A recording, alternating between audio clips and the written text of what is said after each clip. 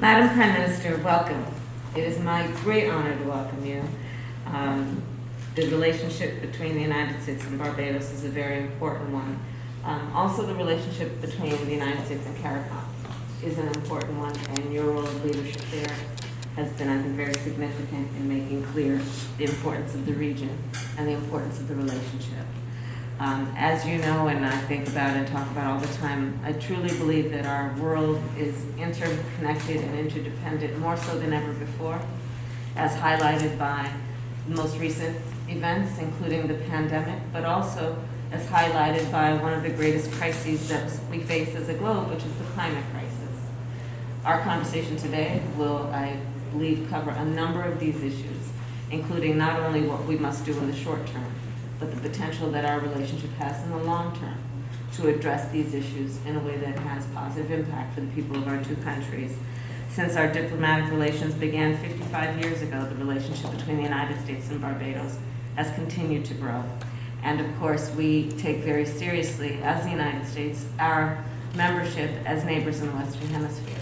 And it is in that spirit that we do the work that we do together, including the work we will do to continue to address the COVID-19 pandemic. We've already donated, I think, over 1 million doses of vaccine to the region, with a promise of 3 million more at least. The work that we are doing together is to strengthen the economy of the region. You and I briefly spoke about that before we walked in here, and that'll be the subject of our discussion this afternoon. And then, of course, what we can do to assist in our collective determination to make sure that the people of our countries are able to live in a way that they are able to prosper and be safe. To that end, we have a long-standing relationship with Barbados as it relates to the safety of the region and the fighting of drug trafficking and transnational criminal organizations. Madam Prime Minister, I also applaud your commitment, and you've been an outspoken leader on the issue of human rights and LGBTQ rights. Your outspoken leadership in terms of combating climate change. And also what you have done to highlight that not all countries are equal on this issue, including an understanding of who are the greatest emitters and who are actually receiving the impact of it, being some of the lowest emitters. It is a fair point that you raise over and over again, and one that we will discuss this afternoon. And then finally, I will say again that the relationship between the United States and CARICOM is a very important one, which we intend as an administration, and I was just with President Biden, who of course expresses his welcome to you.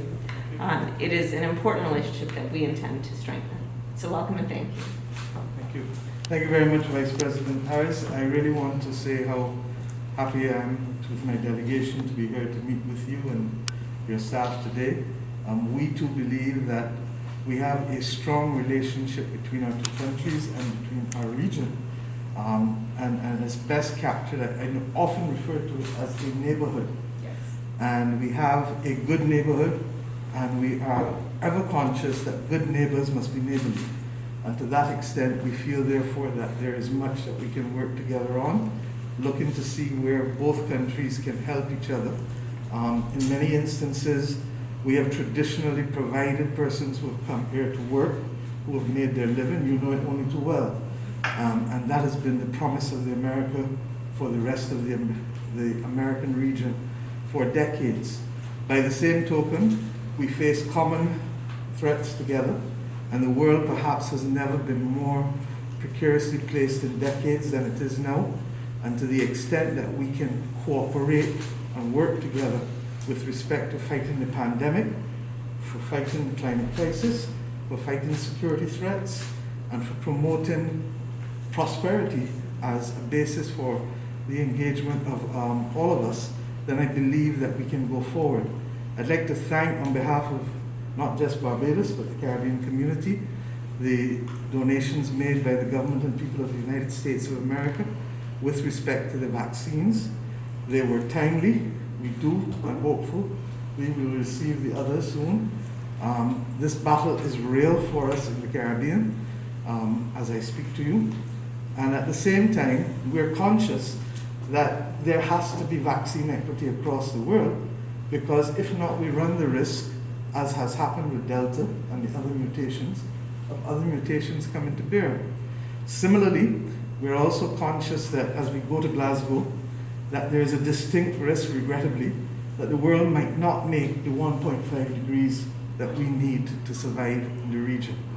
If that happens, then the conversation has to change seriously to be about adaptation, because we have to adapt to that new reality, which can literally be upon us anywhere from 12 to 20 years. And to that extent, therefore, you're dealing with a region that has been constantly evolving and constantly responding to one-size-fits-all prescriptions, from the establishment of the WTO that precluded us from being able to benefit from special and preferential treatment, to today, where on this climate crisis battle, we are on the front line, but as you quite correctly said, we're not responsible for causing it.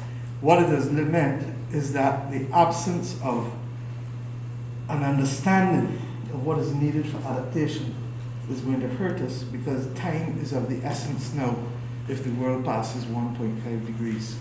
With respect to security, well, I don't need to say anymore. We're in the same neighborhood. And anybody who lives in the same neighborhood, whether it is in a village or a city or a state, we have to work together to keep each other safe. And safety is fundamentally what it is about now. 100 years ago, the world faced similar circumstances. And the world rose to the occasion after 25 years, and it led to the establishment of the United Nations and the Bretton Woods institutions.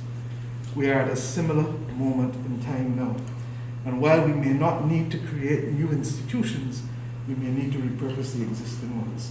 So I want to thank you. I look forward to the further, deeper conversations, and to really building a relationship. And at a very personal level, we've said to you, and I've said to you, that Shirley Chisholm is a Barbadian.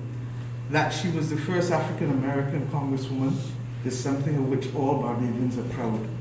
That she became the first African-American woman to run for a major political party in a presidential nomination is also something of which we're proud. But perhaps more than all of that, we're proud not just because of her courage, but because of her message. And her message was one that required equality of opportunity and protection of the vulnerable. It is the philosophy that binds us still today.